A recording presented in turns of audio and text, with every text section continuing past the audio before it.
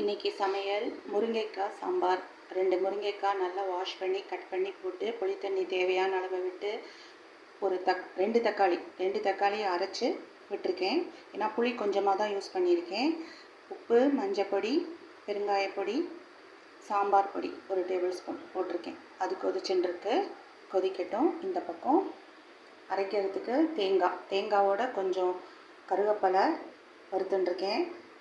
ஊற வச்ச 1 ஸ்பூன் பச்சரிசி, மல்லி 2 டேபிள் ஸ்பூன், 1½ டேபிள் ஸ்பூன் கடலைப்பருப்பு, கொஞ்சமாக 1/4 டீஸ்பூன் வெந்தயம், 3 காஞ்ச மிளகா வறுத்துட்டுருக்கேன் அரைக்கிறதுக்கு. இந்த பக்கம் பொரியலுக்கு தேங்காய் எடுத்து வச்சுட்டுருக்கேன். சாம்பாருக்கு பருப்பு வேக வச்சு எடுத்து வச்சுட்டுருக்கேன். கேப்சிகம், கேரட் பொரியல், அப்புறமா டிஃபின் சப்பாத்தி பிசைஞ்சு வச்சுட்டுருக்கேன். சமையல் முடிச்சதுக்கப்புறமா உங்களுக்கு காமிக்கிறேன். தேங்க்யூ. சப்ஸ்கிரைப் பண்ணிக்கோங்க.